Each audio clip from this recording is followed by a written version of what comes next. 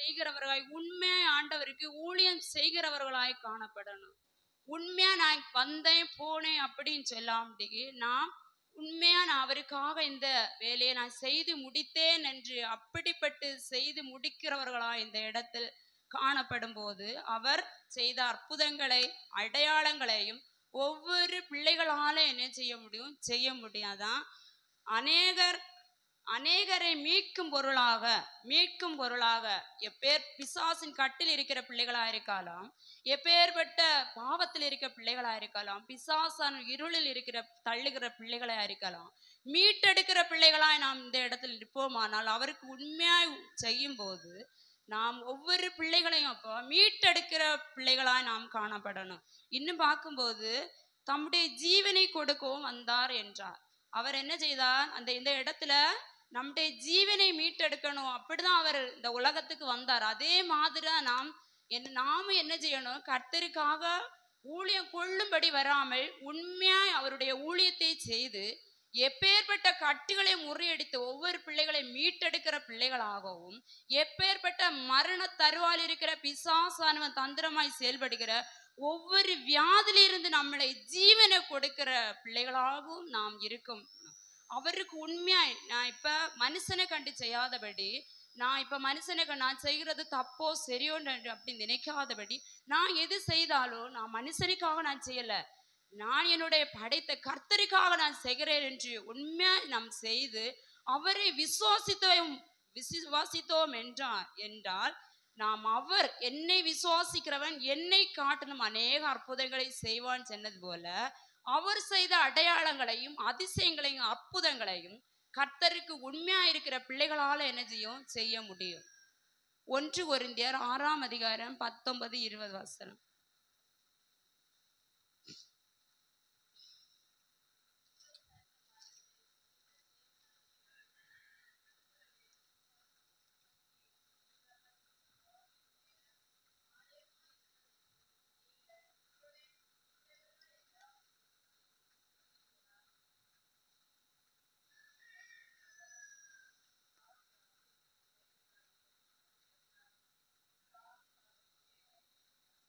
உங்கள் சரீரமானது நீங்கள் தேவனாலே பெற்று உங்கள் தங்கியில் இருக்கிற பரிசுத்த ஆவியினுடைய ஆலயம் இருக்கிறது என்றும் நீங்கள் உங்களுடையவர்கள் என்றும் அறியீர்களா. நம்முடைய சரீரம் எப்படிப்பட்ட சரீரம், ஒரு மண்ணான சரீரமா இருக்கிறது. நம்மை படைத்தது யாரு, நம்முடைய ஏசப்பா தான் நம்மளை என்னது படைத்திர. உங்கள் சரீரமானது தேவனாலே பெற்றும் உங்களை தங்கி, நம்முடைய சரீரம் ஒரு மண்ணா இருக்கிறது. நம்முடைய ஒரு பிடி மண்ணால தான் நம்மளை என்ன செய்யுது, தன்னுடைய சுவாச காற்றால் நம்முடைய ஊதி அந்த இடத்தில் நம்மளை படைத்து வைத்திருக்கிறார். அப்படிப்பட்ட தேவன் நம்முடைய சரீரத்தில் யார் நம்முடைய இடத்தில் வாசம் பண்ணணும்னா பரிசுத்த ஆவியான்.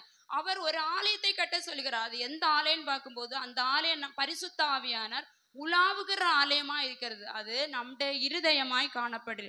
அந்த ஆலயம் அவருக்குள் நாம் கொடுப்போமானால் நீங்கள் உங்களுடையவர்கள் அல்ல என்று அறியீர்கள். நமக்கு ஜீவ சுகம் பலம் தந்து ஒவ்வொரு நாளும் நம்மளை வழி நடத்துகிறது யாரு, நம்முடைய தேவன், நம்முடைய படைத்த தேவன். அவருக்காக நாம் என்ன செய்யணும், அந்த பரிசுத்த ஆலயத்தை நாம் ஒவ்வொருவரும் நம்முடைய ஆலயத்தை அவருக்கு நேராய் ஒப்பு கொடுத்து அவருக்கு நேராய் வழி நடத்தி நாம் ஒவ்வொரு நாளும் ஜெபிக்கிறவர்களாய் காணப்படணும். கிரயத்துக்கு கொள்ளப்பட்டீர்களே, ஆகையால் தேவனுக்கு உடையவர்களாகிய உங்கள் சரீரத்தினாலும் உங்கள் ஆவினால் நம்ம எப்படி இருக்கு, நாம் உண்மையிலேட்டு ஆவியோடு அவரை மகிமைப்படுத்துகிறவர்களாய் காணப்படும். உண்மையாய் உத்தமாய் ஊழியம் செய்து அவரை துதித்து ஒரு பரிசுத்த ஆலயத்தை அவருக்காக கட்டி அவர் நம்முடைய ஆலயத்தில் அவர் உட்கார வைத்து தினமும் நம்முடைய சரீரத்தோடு ஆவியோடு உண்மையோடு அவரை துதித்து மகிமைப்படுத்தும் போது அவர் நிச்சயமா நம்மளையும் நம்முடைய குடும்பங்களையும் நம்முடைய வைக்கிற விண்ணப்பத்திற்கும் அவர் பதில் தருவார், நிச்சயமா தருவார். மார்க்கு 10ஆம் அதிகாரம் 46ஆம் வசனம்.